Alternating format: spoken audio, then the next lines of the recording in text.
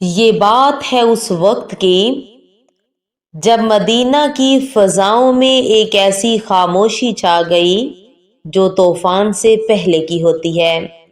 کائنات کے سب سے معتبر انسان جن کے ایک اشارے پر چاند دو ٹکڑے ہو جائے، ان پر ایک ایسی آزمائش آئی جس کا تصور کر کے روح کانپ جاتی ہے۔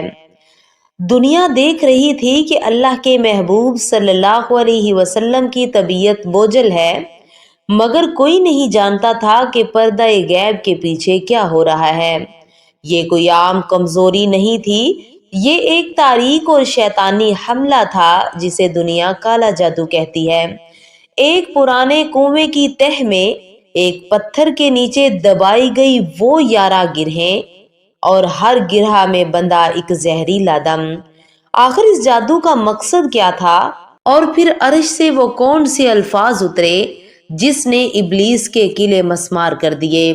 اگر آج آپ کے گھر میں بے سکونی ہے یا آپ کو لگتا ہے کہ آپ کی زندگی کسی نے باندھ دی ہے، تو اگلے 10 منٹ آپ کی زندگی کا سب سے بڑا موڑ ثابت ہونے والے ہیں۔ آج جادو ٹوٹے گا اور حق ظاہر ہوگا۔ مدینہ کے ایک گوشے میں لبید بن عاصم نے کینہ اور حسد کی آگ میں جل کر وہ گھنونا کھیل کھیلا جس کی سزا جہنم ہے۔ اس نے کائنات کے سردار حضرت محمد صلی اللہ علیہ وسلم کے خلاف ایک ایسی سازش رچی جس کی ہولناکی سے عرش کانپ اٹھا۔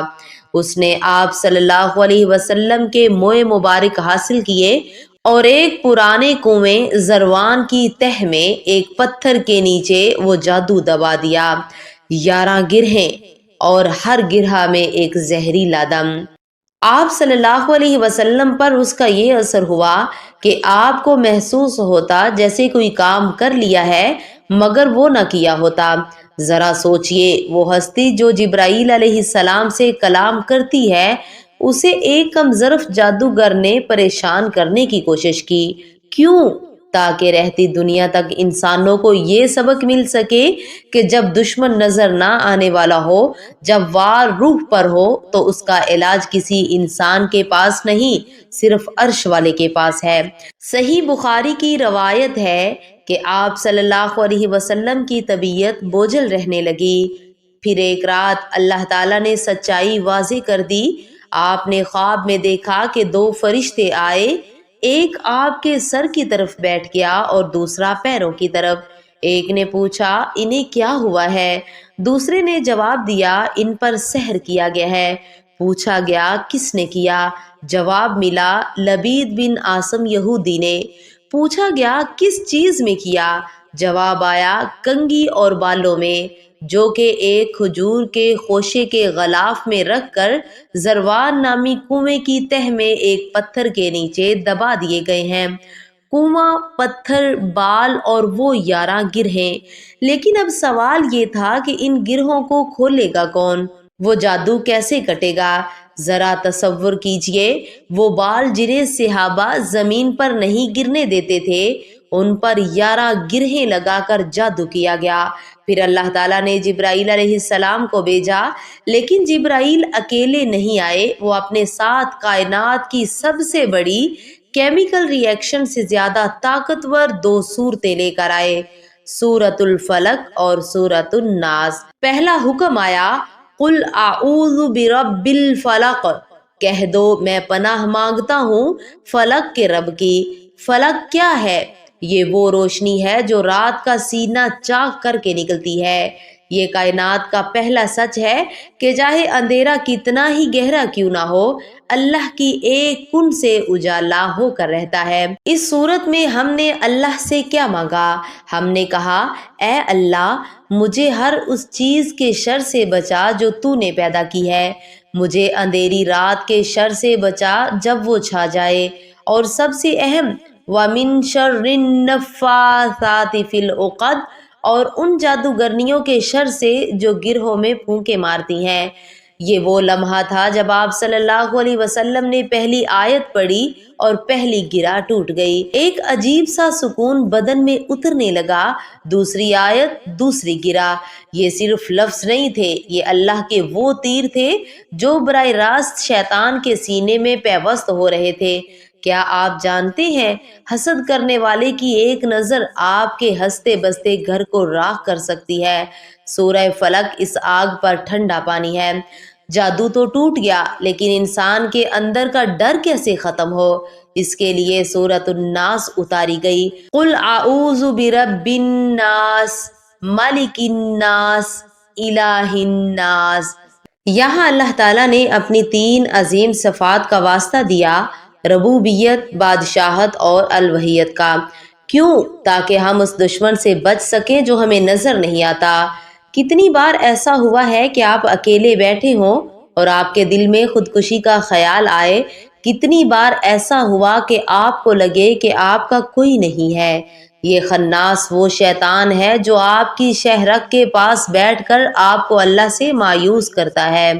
سورۃ الناس کہتی ہے، پناہ مانگو اس کی جو لوگوں کا بادشاہ ہے، جو لوگوں کا معبود ہے۔ یہ سورت ہمیں بتاتی ہے کہ اصل جنگ آپ کے دماغ میں ہے۔ شیطان آپ کا ہاتھ پکڑ کر گناہ نہیں کرواتا، وہ صرف آپ کے خیال میں زہر گھولتا ہے۔ وہ کہتا ہے بس ایک بار جھوٹ بول لو، کچھ نہیں ہوگا۔ وہ کہتا ہے لوگ تمہارے بارے میں کیا سوچیں گے؟ جب آپ سورۃ الناس پڑھتے ہیں تو آپ اپنے ذہن کے گرد ایک حصار بناتے ہیں۔ یہ وہ صورت ہے جو انسان کو ذہنی غلامی، وہم اور خوف سے آزاد کر کے اللہ کا سپاہی بنا دیتی ہے۔ نبی کریم صلی اللہ علیہ وسلم نے فرمایا، ان 2 صورتوں کے جیسی کوئی اور صورتیں پناہ مانگنے کے لیے نازل نہیں کی گئی۔ آپ صلی اللہ علیہ وسلم کا یہ معمول بن گیا تھا کہ ہر فرض نماز کے بعد اور رات کو سونے سے پہلے انہیں تلاوت فرماتے۔ حضرت عائشہ رضی اللہ تعالی عنہا فرماتی ہیں کہ جب آپ صلی اللہ علیہ وسلم زیادہ بیمار ہوتے تو میں یہی صورتیں پڑھ کر آپ کے ہاتھوں پر دم کرتی اور آپ کا ہاتھ مبارک ہی آپ کے جسم پر پھیرتی، کیونکہ آپ کے ہاتھوں کی برکت میری برکت سے کہیں زیادہ تھی۔ ذرا سوچئے، اگر کائنات کی سب سے عظیم ہستی کو ان صورتوں کی ضرورت تھی تو ہمیں اور آپ کو کتنی ضرورت ہوگی۔ اللہ تعالیٰ نے ہمارے ہاتھ میں وہ ڈھال دے دی ہے جس کے سامنے ابلیس بھی بے بس ہے۔ یہ واقعہ ہمیں بتاتا ہے کہ اس دنیا میں کوئی بھی جادو، کوئی بھی دشمن اور کوئی بھی حاسد اللہ کی پناہ سے بڑا نہیں ہے۔ میرے محترم ناظرین، جادو صرف بال باندھنے کا نام نہیں۔ آج کا جادو حسد کی وہ نظر ہے جو انسان کو قبر تک پہنچا دیتی ہے۔ آج کا جادو وہ موبائل اسکرین ہے جو وسوسے پیدا کرتی ہے۔ اگر آپ چاہتے ہیں کہ آپ کا گھر، آپ کے بچے اور آپ کا رزق اللہ کی پناہ میں رہے تو ان 2 صورتوں کو اپنا اوڑھنا بچھونا بنا لیں۔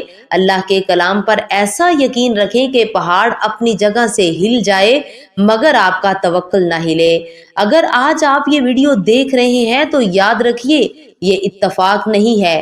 شاید آپ کا رب آپ کو بتانا چاہتا ہے کہ اب رونے کا وقت ختم ہوا، اب وسوسوں میں جینے کا دور گزر گیا۔ آپ کے پاس 2 ایسی طاقتیں ہیں جو کائنات کے نظام کو بدل سکتی ہیں۔ خدا کی قسم، جس دل میں قل اعوذ برب الفلق اور قل اعوذ برب الناس بسا ہو، وہاں نہ جادو ٹھہر سکتا ہے، نہ غم اور نہ ہی شکست۔ امید ہے کہ آج کی یہ ایمان افروز داستان آپ کے دلوں میں اللہ کے کلام پر یقین کو مزید پختہ کرے گی۔ یاد رکھیے، اندھیرا چاہے کتنا ہی گہرا کیوں نہ ہو، اللہ کی پناہ کا ایک لفظ اسے مٹانے کے لیے کافی ہے۔ اگر آپ کو یہ ویڈیو پسند آئی ہو تو اسے اپنے پیاروں کے ساتھ شیئر کریں اور کمنٹس میں سبحان اللہ لکھ کر اس خیر کے کام میں ہمارا ساتھ دیں۔ اللہ تعالی ہم سب کا حامی و ناصر ہو۔ ملیں گے ایک نئی ویڈیو کے ساتھ، تب تک کے لیے اللہ حافظ۔